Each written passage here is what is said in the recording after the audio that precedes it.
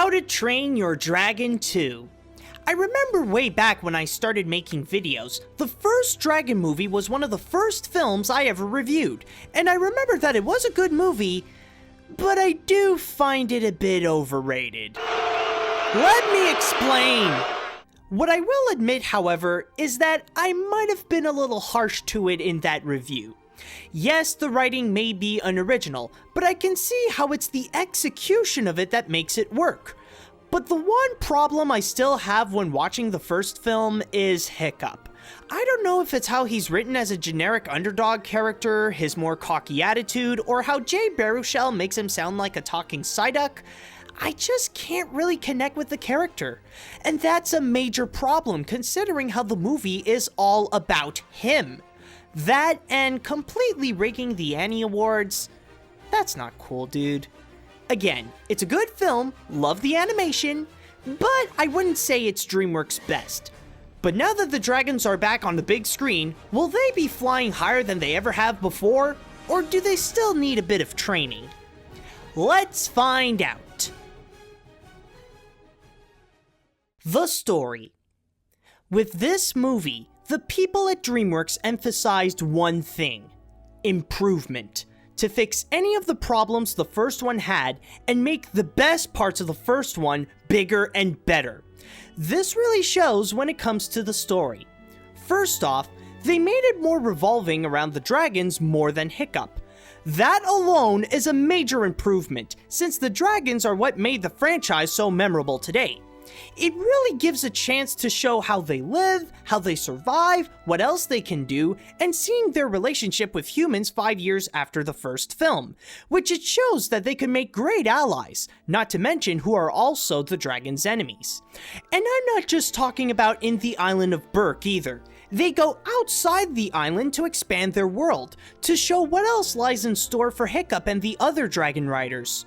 Another part of the story in this is the relationship between Hiccup and his long-lost mother. This is what replaces the relationship between Hiccup and Toothless from the first one, and it really gives the film a lot of heart. It's here where the movie not only expands the world it sets in, but also the character of Hiccup and his family. And that's just the core elements to the story. The rest would normally fill in with the animators doing their magic with dragons, rather they be flying around above the clouds or fighting in some of the most epic battle scenes while taking some major risks that are really effective. Never has there been a sequel that took what made the original so good and turned it into something amazing since Disney's Rescuers Down Under. The animation. We can all agree that the animation in the first one is just incredible, and some of DreamWorks' finest work. How they found a way to outdo themselves, I have no idea. Seriously, where do I start with this? It's actually getting me too excited just thinking about it. Well, I can probably begin with how they greatly updated the island of Berk, now that it's a place where Vikings and dragons work and live together. And when it brings the audience outside of there, they go to places where it definitely looks like a population of dragons can live there. With the looks of the characters, it stays true to what the first one said with a more realistic style with some of Chris Sanders' artistic flair. And they even move so realistically, which turns out that they actually use some motion capture, and the effect worked so well that it sometimes fooled me that they were real at a few points. But then comes the dragons themselves. Now, in the first movie, it gave us about 6 different kinds of dragons, give or take. Here, however, they added maybe 20 or even 50 new breeds, each with their own looks, size, and abilities, and sometimes their own personalities too. They really do feel like living creatures, and since the movie is all about them, it gives a chance for the audience to really appreciate them, probably even more than they did before. Plus the fact that whenever an action scene happens, the animators really know how to make them big, which many of them involve a lot of dragons. I guess I always forget what DreamWorks can really do with their animation, and this is an example of their true capabilities.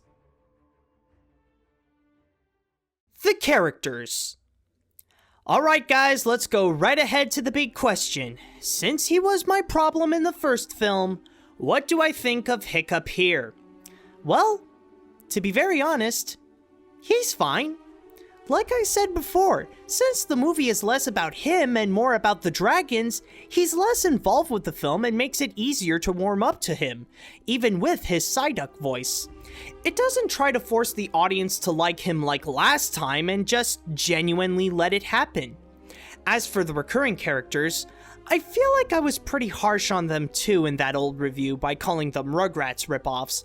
I mean, to their credit, they're not hateable characters, and in the sequel, they do have a bit of a charm. Although they're more comic reliefs, they do help out a bit of the plot, so they at least do serve a purpose. But the major highlights in the characters are the new ones. The movie does a fantastic job to introduce them and explain their roles in the world they live in. Valka, Hiccup's mom, is actually the heart of the movie, catching up lost times with her son while showing what she's been doing this whole time, which was protecting the dragons from any harm. Not only that, but she also introduces new backstories that give some extra character development for both Hiccup and Stoic. There's Erit, who's more the villain's assistant that interacts more with the other dragon riders like Astrid. And then there's Draco Bloodfist.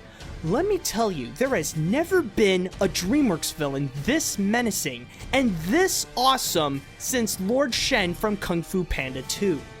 Not only does he look fierce, but also his need for a dragon army gives him a great backstory and makes him very threatening.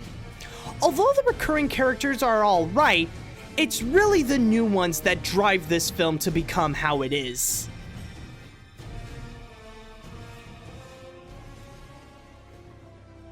Okay, I'll admit, now I get why people love this franchise so much.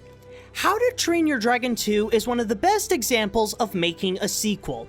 It's something that's even better than the original that expands the world they live in along with its characters and some of the best computer animation in the industry. If there is just one animated film you gotta go see this summer, then it's hands down this one. And I am confident on saying that, since the only other animated film out this summer is, yeah, just stick with Dragon 2. You know, when I was watching this film, I think I realized why I was pretty hard on the first one. It was literally one of my first reviews. Now that I got years of experience in this, I think it's safe to say that I've seen worse animated films that has characters that are a lot more annoying. As for Dragon 2, this is the kind of film that animation is made for, and that's why it earns the AniMat's seal of approval.